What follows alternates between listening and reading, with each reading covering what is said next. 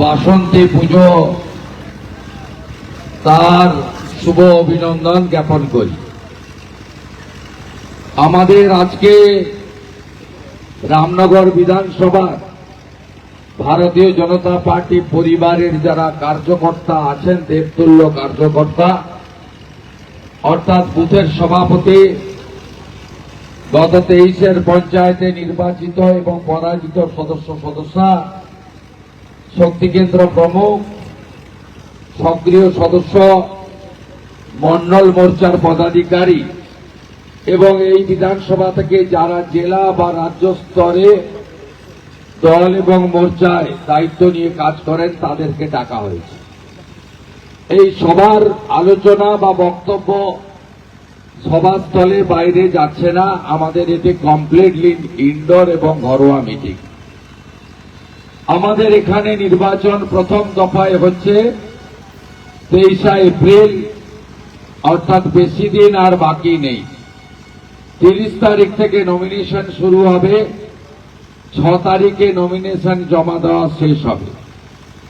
ইতিমধ্যে ভারতীয় জনতা পার্টি তার কেন্দ্রীয় সভাপতি নীতিন নবীনজির পৌরোহিত্যে যশস্বী প্রধানমন্ত্রী নরেন্দ্র মোদীজির উপস্থিতিতে যে 256 জনকে মনোনয়ন দিয়েছেন দলের প্রতীকে, তার মধ্যে রামনগর বিধানসভায় আমরা দলের দুবারের সাংগঠনিক জেলার জিএস, রামনগরের সঙ্গে যার প্রত্যেক দিন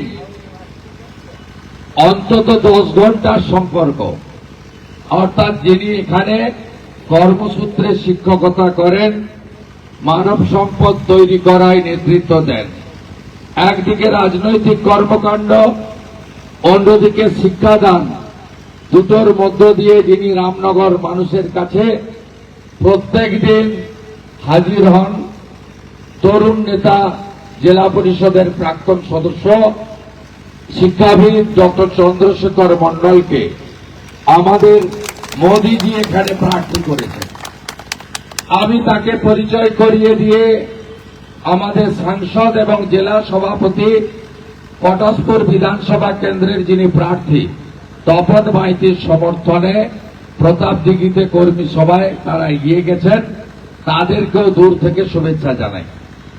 আমাদের এই কর্মসূচিতে আমাদের উপবিষ্ট আছেন মাননীয় রাখাল নাটুয়া মহোদয়, আমাদের প্রার্থীর ইলেকশন এজেন্ট জেলার নেতা রামচন্দ্র দাস মহোদয়, আমাদের এখানে প্রবাসী কার্যকর্তা আশিস পাত্র মহোদয়, এর বাইরেও মৌমিতা দাস, অপূর্ব জানা, বিশ্বজিৎ পড়ুয়া, সত্যরঞ্জন দাস, সত্যরঞ্জন জানারা এখানে আছেন। আমাদের গ্রাম পঞ্চায়েতের প্রধান সচিদানন্দ দাস, আশিস গিরি, আমাদের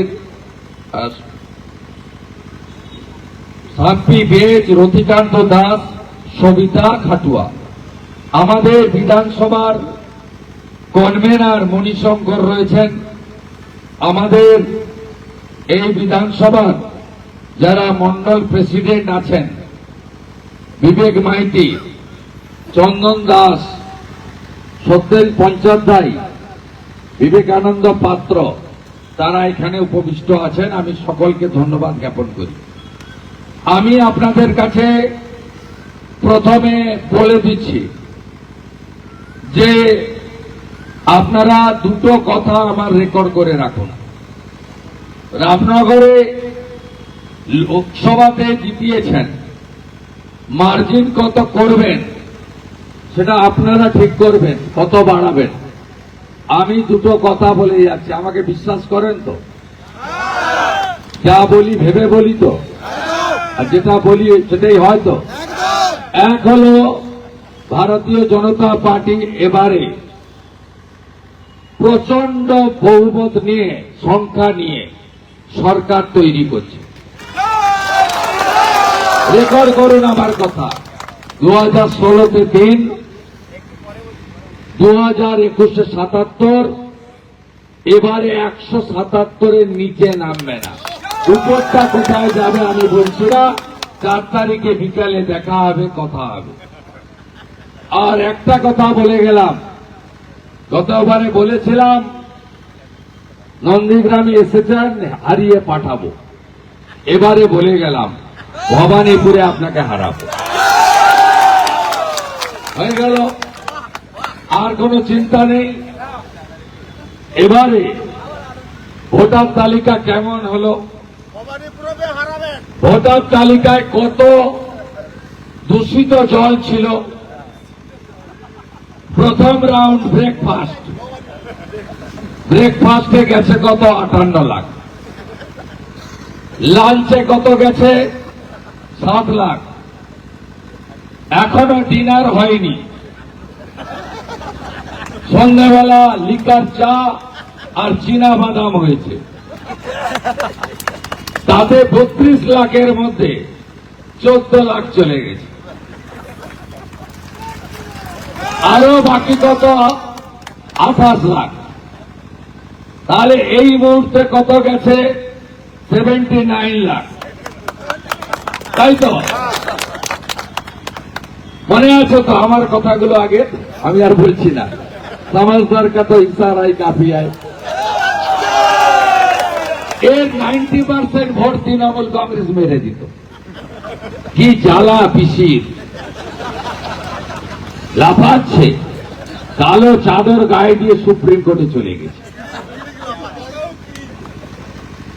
না, এমন উকিল তার নাম রেকর্ডে রাখেনি। বলছে আপনি বলবেন না, আপনার লয়ার বলবে। আপনি মুখ্যমন্ত্রী বলছেন বলুন, কিন্তু লিখবো না কিছু, রেকর্ডে নাম নাই। কিন্তু উনি গেছেন কেন সুপ্রিম কোর্টে? কারণটা বুঝতে হবে। আমাদের রামনগর এলাকা সম্রাট রায় বলছিল পান, ধান, কাজু এবং সর্বোপরি মাছ। আমি বলি রামনগর এলাকা মানে মাথায় চন্দন, গলায় তুলসীর মালা। রামনগর মানে গৌরাঙ্গ। রামনগর মানে নাম সংকীর্তন।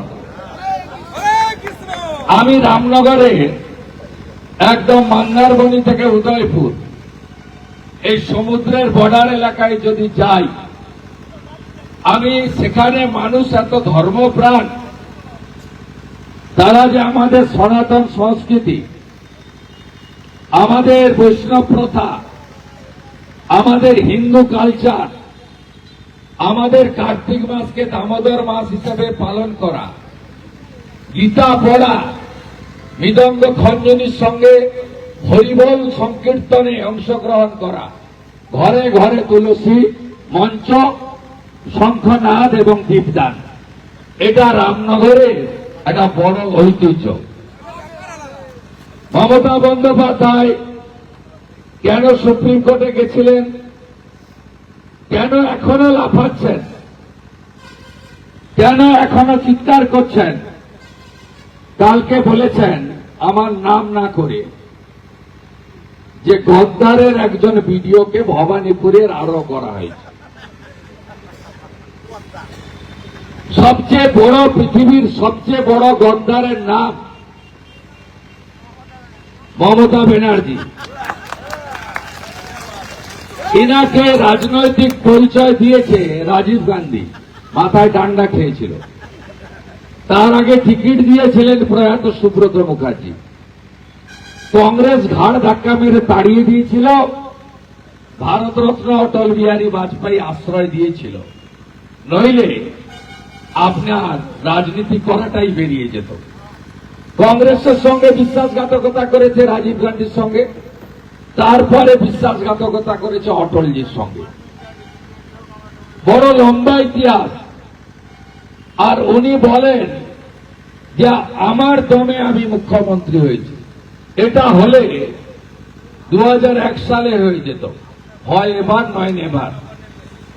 2011তে মুখ্যমন্ত্রী হয়েছেন এই মেদিনীপুরের দয়ায়, নন্দীগ্রামের মানুষের আত্মবলিদানের মধ্য দিয়ে।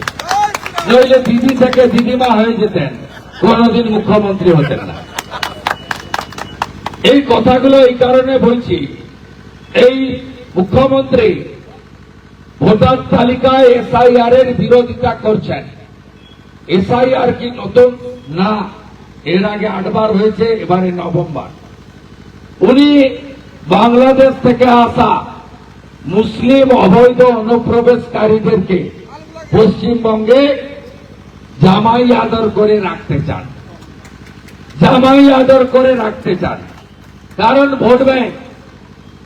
আপনি জানেন 47-এ দেশভাগের সময় বাংলাদেশে হিন্দু ছিল, তখন তো বাংলাদেশ নয়, পূর্ব পাকিস্তান, 33%। 71-এ বাংলাদেশ সৃষ্টি হওয়ার পরে আজকে বাংলাদেশে হিন্দু জনসংখ্যা 7%। একইভাবে পশ্চিমবঙ্গে 1951 জনগণনায় হিন্দু জনসংখ্যা 85%, আর আজকে আমরা 65%-এর নিচে নেমে গেছি। তার কারণ হলো ভারতীয় মুসলমান নয়, এই মমতা ব্যানার্জি যাদের জন্য গলা ফাটাচ্ছেন, এসআইআর এর বিরোধিতা করছেন, সুপ্রিম কোর্টে গেছিলেন সেই বাংলাদেশি অবৈধ মুসলিম অনুপ্রবেশকারী যারা জামাতিদের, ভালো করে ছবি তুলুন, ভালো করে, এই পুলিশের লোক করুন, ভালো করে ছবি তুলুন। কোন বাবা থাকলে পাঠিয়ে দেবেন। বসুন বসুন বসুন বসুন বসুন। এদের কি করে সোজা করতে হয় আমার জানা আছে। এটা আমি জানি অ্যালোপ্যাথিক না আয়ুর্বেদিক বিষয় আমার জানা। তা আমার বক্তব্য খুব পরিষ্কার। ভারতীয় জনতা পার্টির সরকার হচ্ছে রামনগরের বিধায়ক চাই, রামনগরের বিধায়ক চাই। আমরা ইতিমধ্যে তপন মাইতিকে মর্যাদা দিয়েছি। আমরা আগামী দিনে সরকার তৈরি করব, স্বদেশ রঞ্জন নায়ক, রামচন্দ্র দাসরাও যথাযথ মর্যাদা পাবে। প্রার্থী কেউ না, প্রার্থী নরেন্দ্র মোদীজির একজন সৈনিক। সব কেন্দ্রে প্রার্থী হচ্ছে আমাদের মোদীজি। তিনি ব্রিগেড প্যারেড ময়দানে বলেছেন পশ্চিমবঙ্গে সুশাসন, উন্নয়ন, বংশজীবী স্বার্থ রক্ষা, নারী সুরক্ষা, এগুলো আমরা দেব, এবং তার গ্যারেন্টারের নাম হল নরেন্দ্র মোদীজি। তাই আপনারা আর পিছনের দিকে তাকাবেন না। বাংলা শেষ হয়ে গেছে, 2,15,00,000 বেকার, 8 লক্ষ কোটি টাকা ঋণ, 1 কোটি পরিযায়ী শ্রমিক, 19,000 বিদ্যালয় বন্ধ, টাটা সহ 6,888 কারখানা বাংলা থেকে চলে গেছে। মহিলা মুখ্যমন্ত্রী বলছেন সন্ধ্যার পরে মেয়েরা যেন রাস্তায় না বেরোয়। আরজিকর বলছি না, বলবো না, আরজিকর আর না, আর না, তামান্না আর না, আর না, দুর্গাপুর মেডিকেল কলেজ আর না, আর না, কসবা ল কলেজ আর না, আর না। নারী সুরক্ষা এবং নারীর অধিকার আমরা আগামী দিনে ভারতীয় জনতা পার্টির সরকার আনব। কপালের উপর ভরসা না করে এসআইআর এর পরে যে ভোটার তালিকা এসেছে সেটা নিয়ে বসুন। গৃহ সম্পর্ক অভিযান, পাড়া বৈঠক উপর জোর দিন, ব্যক্তিগত কন্ট্যাক্টের উপর জোর দিন। প্রত্যেকটা বুথে ভারতীয় জনতা পার্টিকে যেন লোক দেখতে পায়। ঝান্ডা থাকবে, মোদীজির ছবি থাকবে, অনুমতি নিয়ে দেয়ালে পদ্ম ফুল আঁকবেন, এবং ভোটার তালিকায় নিশ্চিত ভোটার, বিরোধী ভোটার, দোদুল্যমান ভোটার চিহ্নিত করবেন। যারা পেটের টানে বাইরের রাজ্যে চলে গেছে তারা যাতে 23শে এপ্রিলের 2 দিন আগে চলে আসে তার ব্যবস্থা করবেন। ট্রেনে টিকিট না পাওয়া গেলে ওই টিকিট কাটবেন। আমাদের কনভেনার, ইনচার্জ এদের কাছে জানাবেন, ইলেকশন এজেন্টকে জানাবেন, যাতে প্রত্যেকটি ভোটার ফিরে এসে ভোটদান কেন্দ্রে যেতে পারে, সেটা আমরা সুনিশ্চিত করব। বেকার যুবক যুবতীদের বলবেন আমরা ভাতা নয় কর্মসংস্থান চাই। আমরা আমাদের নেতা অমিত শাহজি রায়দিঘির সভা থেকে বলে গেছেন মমতা ব্যানার্জি একটা চাকরি দেয়নি, শিক্ষিত বেকার যুবক যুবতীদের বয়স শেষ হয়ে গেছে, অনেক যুবক বিবাহ পর্যন্ত করতে পারেনি চাকরি না পাওয়ার কারণে। এ বড় সর্বনাশ। তাই আমাদের সরকার এলে চাকরির আবেদনের ক্ষেত্রে 5 বছর রিল্যাক্সেশন পাবেন, 6 লক্ষ ভ্যাকেন্সি আপনাদের ঘুষ ছাড়া মেধার ভিত্তিতে নিয়োগ হবে। আমি বলে যাচ্ছি, চাকরির পরীক্ষায় এক্সাম ফিও আমরা তুলে দেওয়ার ব্যবস্থা করব। তাই আপনারা সবাই মিলে ভারতীয় জনতা পার্টিকে জেতাবেন এবং পে কমিশন এরিয়ার দিয়ে আমরা দেব। মহিলাদেরকে আমরা যেদিন বিজেপি সরকার তার ধরুন 4টা মে রেজাল্ট বেরোবে, তার 3-4 দিনের মধ্যে সরকার হয়ে যাবে। 1 জুন 1,500 নয় 3,000 টাকা অ্যাকাউন্টে ঢুকবে। পাশের রাজ্যে উড়িষ্যা সুভদ্রা যোজনায় এখানে আশিষ পত্র ଅଛି। আমারও ভোগরাই ପିଲା আমার নেতা আশিষ পাত্র পুছিলেন যে 50,000 রুপিয়া ওখানে 50,000 টাকা করে সুভদ্রা চালু হয়েছে, 2 বছর হয়েছে। তা 2 বছর হয়েছে 50,000 টাকা সুভদ্রা যোজনায় চালু হয়েছে। 3100 টাকা করে ধান ছত্তিশগড়ে বিজেপি কেনে। এই প্রথম ভারতবর্ষে মৎস্য দপ্তর ছিল না স্বাধীনতার পরে। নরেন্দ্র মোদীজি মৎস্য দপ্তর করেছে।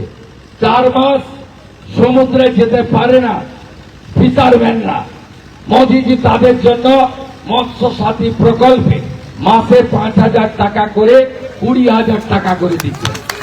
আপনারা এইসব সুযোগ এখানে পান না।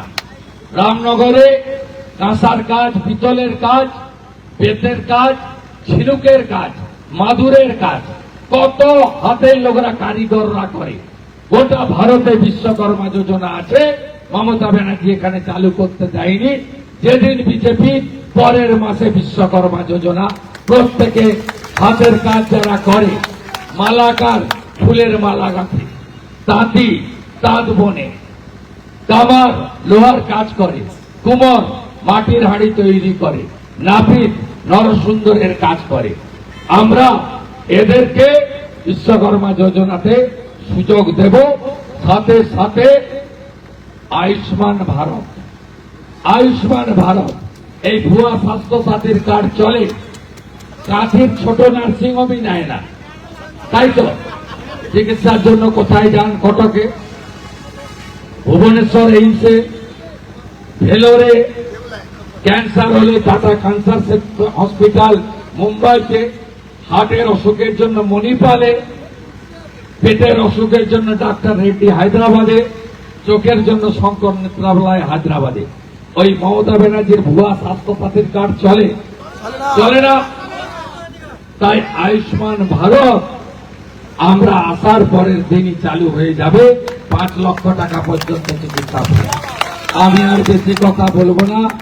আবার দেখা হবে জনসভায়, পদযাত্রায়, প্রচারে। বুথের দায়িত্ব নিলেন তো? মেরা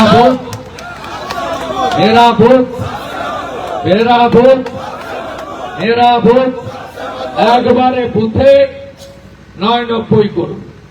যদি মুসলমান বুথে 100-র মধ্যে 99টা ভোট ওরা পায়, সনাতনী বুথে 100-তে 100টা আমরা পাবো না কেন? ঐক্যবদ্ধ হতে হবে। বাঁটনা মাত বাঁটেঙ্গে তো কাটেঙ্গে, তাই তো? সবাই এক হয়ে ভোট করবেন। কে কোথায় প্রার্থী দেখবেন না। নরেন্দ্র মোদীজির নেতৃত্বে রাষ্ট্রবাদী সনাতনী সরকার তৈরি করতে হবে বাংলায়। যে সরকার পেটে ভাত, হাতে কাজ, মাথায় ছাদ দেবে। 1,20,000-তে বন্ধ বাড়ি হয় না। 15,000 টাকা বালির দাম, তাই তো? যে টাকা দিলে বাড়ি হয় আমরা দেব।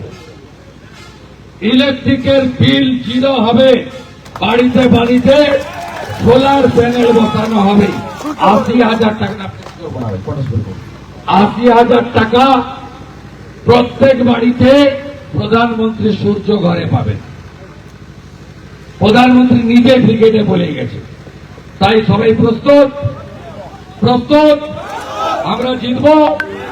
পাল্টানো দরকার, পাল্টানো দরকার, পাল্টানো দরকার। ছাব্বিশের নির্বাচন, ছাব্বিশের নির্বাচন হারাতে হবে। তোলামূলকে গেড়ু থেকে তুলতে হবে। এরা সব খায় চোর চোর চোর। একদম পরিষ্কার করে দিন। দুটা করে ক্যামেরা থাকছে, কারোর দাদাগিরি চলবে না। অম্বিকা জানার দাদাগিরিও চলবে না। আর যা যা আছে ছোটখাটো সব নেতা, কারোর দাদাগিরি চলবে না। ভরসা রাখবেন, বিশ্বাস রাখবেন। লোকসভায় কত লিড দিয়েছিলেন? তা আমি এখান থেকে 20,000 লিড নিয়ে যাব, ধরে বেরোতে পারি? প্রচুর ছেলে মুম্বাইতে, পুনে, সুরাটে থাকে, দিল্লিতে থাকে, উড়িষ্যায় থাকে। তাদেরকে আনা ভাই ওয়েটিং এ টিকিট কাটবেন তো। বাকিটা তো ইলেকশন এজেন্ট রামবাবু, ইনচার্জ আশিস পাত্র ভাই উচিত। আপনারা কথা বলে নেবেন, বাকিটা হবে কালকে। না ভাই, তো রিটার্ন করিয়ে দিবেন আপনারা। ব্যক্তিগত কথা বলে রিটার্ন তো হাফ হয়ে গেছে লোকসভাতে, বিধানসভায় ভুল হয়ে যাবে। Tata bye bye. আমি বলবো কেন? নিতাই স্যারের ভাই বই বলবো, তাই তো নাকি? আমি আপনাদেরকে বলবো, আগামীকাল কি আছে? রামনবমী আছে। কাল পরশু দুদিনই করতে পারে। রামনবমীর মিছিল হচ্ছে, ধ্বজ লাগানো হচ্ছে। জয় শ্রীরাম হবে? জয় শ্রীরাম হবে তো? হবে তো? জয় শ্রীরাম হবে? জয় শ্রীরাম হবে?